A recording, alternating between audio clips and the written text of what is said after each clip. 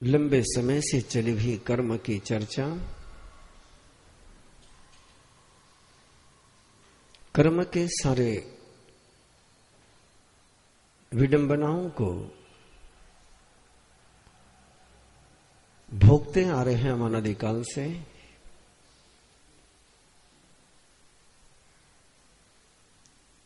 कर्म से कर्म में ही जाते रहे हैं। कभी किसी से नफरत मिली तो प्यार की खोज में चले, कभी से किसी से तिरस्कार मिला तो सत्कार की खोज में चले। इस कर्म को छोड़ करके उस कर्म की खोज में जाते ही रहे। जिंदगी फुटबॉल के समान बन गई। आइए इस जीवन को जीते हुए एक सहज समाधि का आनंद लेने का, सहज स्वयं के अनंत ज्ञान, अनंत श्रद्धा, अनंत स्वयं का अनुभव, अनंत आनंद, अनलिमिटेड पावर, स्वयं की जागृत करने के लिए चैतन्य की जागृत करने के साथ ही जड़ शक्ति का भी, कर्म का भी शुभ उपयोग करने की विद्या कि आप बहुत बार सुन चुके हो कि परमात्मा प्रभु महावीर ने जैसे आत्मा में अनंत शक्ति का प्रतिपादन किया, उसी के साथ परमात्मा ने यह भी फरमाया कि जड़ तत्व में भी, पुद्गल में भी अनंत शक्ति है और जड़ शक्ति के बल पर ही यह संसार चलता है। वो जड़ शक्ति का भी शुभ उपयोग, मंगलकारी उपयोग। बहन जी मैं बोल रहा हूं, आप लिख रही हो, क्या करोगी? कितनी बार मना कर चुका हूं।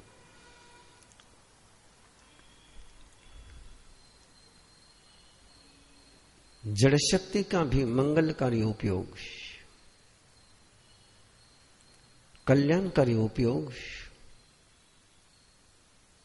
स्वयं के लिए जो करते हैं वो सिद्ध हो जाते हैं।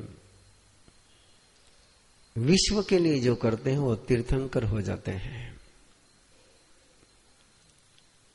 जड़ शक्ति की भी कोई निंदा नहीं, जड़ शक्ति की भी कोई उपेक्षा नहीं। जड़ शक्ति का भी उपयोग करना और सम्यक उपयोग जड़ शक्ति का भी वही कर सकता है जो स्वयं की शक्ति का सही उपयोग कर सकता है। आत्मबोध, आत्मश्रद्धा, आत्म अनुभूति, वस्तु और व्यक्ति के साथ सौहार्द भाव के संबंध, भविष्य का नियोजन करने का सामर्थ्य, बोध जिसके पास होता है वो चेतना का भी सम्यक उपयोग करता है और जड़ का भी सम्यक उपयोग करता है। इसलिए सर्वप्रथम इस संकल्पना को, इस सिद्धांत को, इस मान्यता को, इस तत्व को स्वीकार करें कि मुझे चैतन्य तत्व की उपासना करनी है, चेतना की आराधना करनी है और जड़ का उपयोग करना है।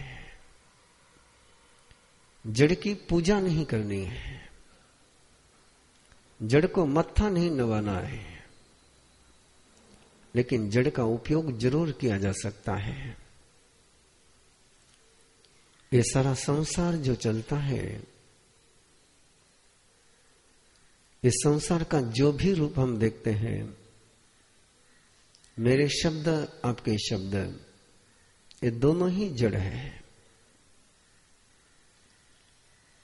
स्वयं का ज्ञान, स्वयं का बोध, स्वयं की भावनाएं भी औरों के पास पहुंचानी हो तो जड़ का ही उपयोग करना पड़ता है। ज्ञान ट्रांसफर नहीं हो सकता है, श्रद्धा ट्रांसफर नहीं हो सकती है, चरित्र ट्रांसफर नहीं हो सकता है,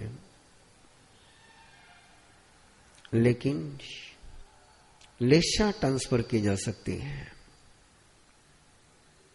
कि लेशा ये जड़ है, ओरा ट्रांसफर की जा सकती है, आभामंडल ट्रांसफर किया जा सकता है। और लेशा में यदि परिवर्तन आ गया तो चैतन्य में भी परिवर्तन आता है। जैसे परमात्मा प्रभु महावीर ने चंडकोशिक के लेशा में परिवर्तन लाया, इंद्रभूति गौतम की लेशा में परिवर्तन लाया, सुदर्शन सेठ के आलंबन से जैसे अर्जुन माली के लेशा में परिवर्तन आया, आभामंडल चेंज हो गया, पवित्र हो गया। और जैसे आभामंडल पवित्र हो जाता है, शुभ हो जाता है, आत्म साधना के लिए सहयोगी हो जाता है, वैसे ही आत्म साधना करना सहज हो जाता है। अनूठा है परमात्मा प्रभु महावीर का यह धर्म, अद्भुत है कि जो आत्मशक्ति और जड़ शक्ति दोनों की ही स्वीकृति के साथ जीवन को और विश्व को मंगल करने का एक सम्यक मार्ग हमें प्रदान करता है। और ऐसे ही ये पुरुषाकार पराक्रम की ध्यान साधना, जिसमें दोनों का ही उपयोग है, आत्म जागरण भी है, आत्मानुभूति भी है, आत्म श्रद्धा भी है, और साथ में जड़ को शुभ करने की प्रक्रिया भी है। जड़ में और जड़ का जो सूक्ष्म स्वरूप है, स्थूल स्वरूप सूक्ष्म के आधार पर बनता है। आप सभी को पता है कि साइंस नैनो टेक्नोलॉजी की ओर निरंतर प्रगति कर रहा है। कर्म सिद्धांत, लेशा, ये नैनो टेक्नोलॉजी का एक सुंदर सा उदाहरण है कि सूक्ष्म में परिवर्तन आने के बाद सूक्ष्म में परिवर्तन करना बहुत सहज होता है, बहुत सरल होता है। बीज में परिवर्तन करना बहुत सहज होता है, बहुत सरल होता है। पेड़ में परिवर्तन लाना बहुत मुश्किल होता है। गर्भस्थ जीव के चरित्र में, गर्भस्थ जीव के कार्बन और तेजस शरीर में परिवर्तन लाना बहुत सहज होता है। जन्मने के बाद उसमें परिवर्तन लाना बहुत मुश्किल होता है। ऐसे ही ये सारी नैनो टेक्नोलॉजी और उस नैनो टेक्नोलॉजी का एक अद्भुत प्रयोग आज आप शुरू करने जा रहे हैं।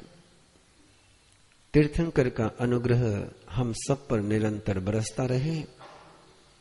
तीर्थंकर के निरंतर बरसने वाले अनुग्रह को हम महसूस कर सके। अविराम निरंतर समग्र विश्व में तीर्थंकर की कृपा का वर्षाव होता ही रहता है। उस कृपा वर्षाव में भीगना, उस कृपा को अनुभव करना जीवन के लिए सबसे बड़ा वरदान है। ध्यान साधना बहुत सहज है, बहुत सरल है। यदि सही तकनीक से उसको किया जाए तो ध्यान साधना बहुत सहज है। टेक्निक न आए, तकनीक न आए तो ध्यान साधना मुश्किल ही नहीं, असंभव है। ध्यान शब्द का मूलभूत अर्थ है ध्येय को देखना, ध्येय के साथ जुड़े रहना। ध्येय मीन्स गोल, ध्येय मीन्स अपना पर्पज, अर्थ। निरंतर उसको जानना, निरंतर उसको देखना, निरंतर उसको अनुभव करना, इसी को ध्यान कहते हैं। और जानना, देखना, अनुभव करना, ये जो है उसी का हो सकता है। जो नहीं है उसकी आप कल्पना कर सकते हो, कल्पना को जान सकते हो, लेकिन उस वस्तु को नहीं जान सकते हो। कल्पना मात्र असत्य है,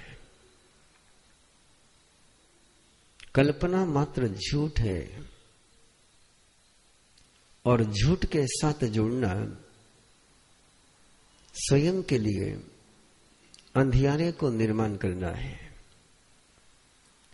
झूठ और सत्य की